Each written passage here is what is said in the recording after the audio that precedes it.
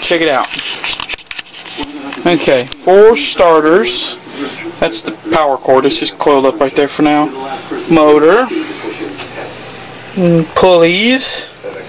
Power supply. Spool. Foot pedal. That's my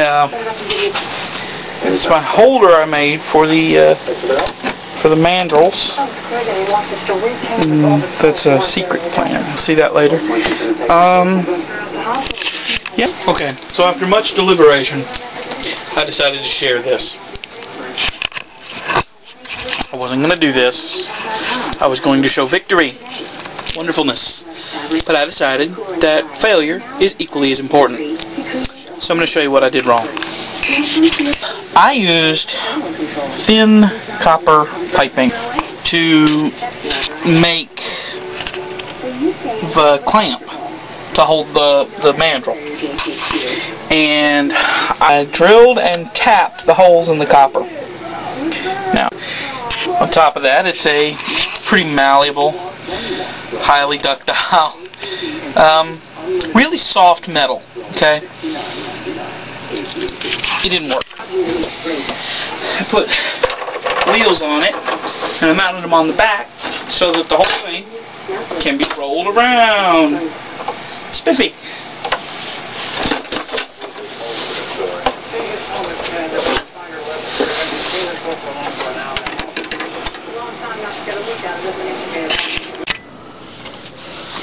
Alright, check this out. I have here another bearing. This bearing is going to fit in right here and be epoxied into place.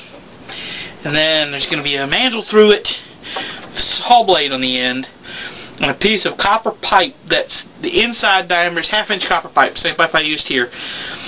Inside diameter of the copper pipe is 1/2 inch, which is the same as the outside diameter of the springs on my large mandrel. I'm going to set the whole thing up like a circular saw, so that I can just drop the springs into the copper pipe and they'll fall out the far side as cut rings. You may have seen videos of the thing called the Ringinator. That's exactly what I'm going for here. I also figured out the whole nut situation here.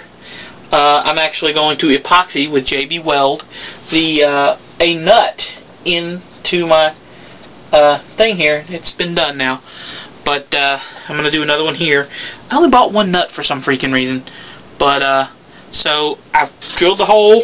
Now it's just time to epoxy. Alright, here's my first solution for the clamp situation. I've JB welded a nut into place. Hopefully that'll solve the problem. So I'm gonna take the bamboo skewer out that was holding it all in place, clean it up a little bit, try it out, see how well it works. So there we go. Okay guys, I went ahead and just reinforced it before I tried anything else with it. I went to thread the wing screw into it.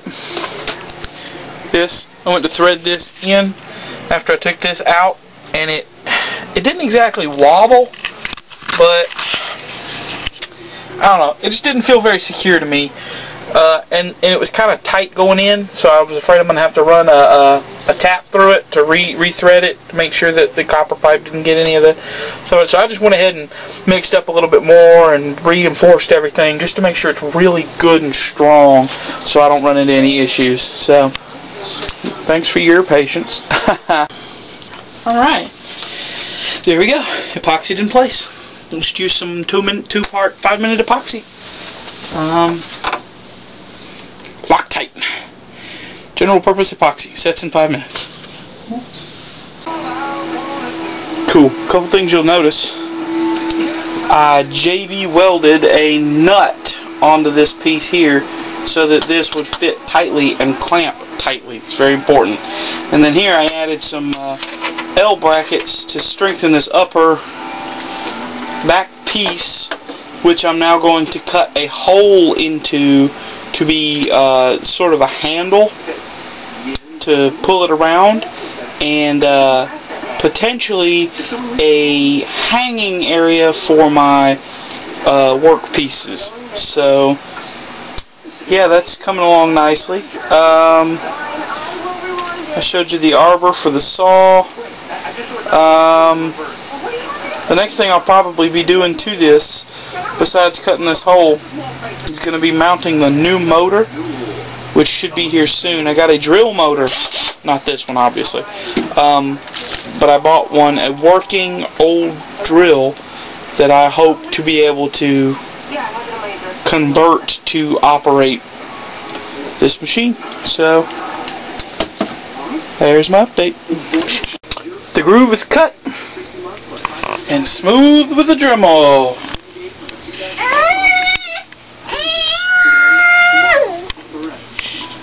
Oh, and check it out. I don't know if you can even see that. But I put a big red button. That's the main power. Just wanted to show you guys my mandrel setup.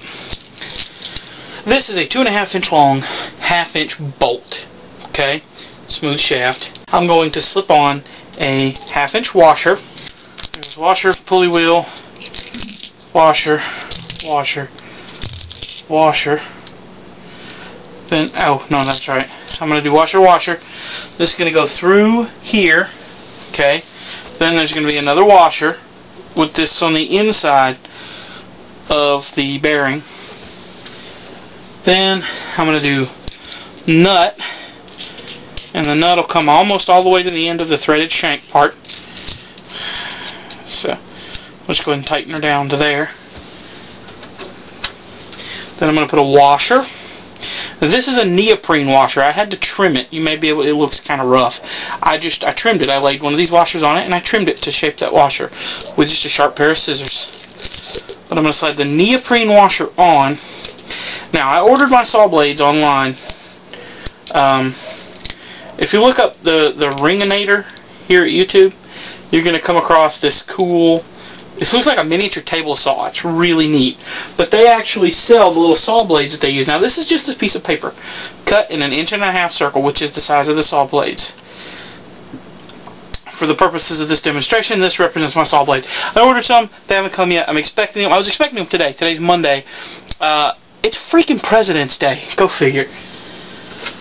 Mail doesn't run. So, and then another neoprene washer cut to fit. Now, I would have just bought neoprene washers that were the right size and bought the larger ones and then just trimmed the outside. As it stands, I bought smaller ones so there'd be less waste material and ended up having to cut out the hole in them bigger too. So, that really sucks. Don't do that if you can help it. Another washer and then the final bolt. Now, let's see, that'll come to there. This is, it's a little wonky now because I don't have it on the dang, the whatchamacallit. And, were I doing this correctly, here, this would be locked into place, but I just haven't done that yet because I got to take it back apart like 7 more times. So, that's the whole outer part. And then this part's going to poke out through the wood like that. And then I'm going to have a piece of pipe. This is going to be mounted to a scrap piece of this. Just a little rectangle cut out for these clips. I'm going to have it mounted, sorry. I'm going to have it mounted to that here. I may even, you know, spread it out so it's a little more stable. But that'll hold it out the proper distance so that the blade, you may be able to see like this, is centered into the copper. And then I'm going to try to make this pivot. I still don't know if I can even do that. But I'm going to try to make this pivot so I can raise it and lower it on the actual blade. But if I get it set to a good angle, I may just mount it down. Especially if I end up having to, you know, to spread these out. Just drop a bucket down here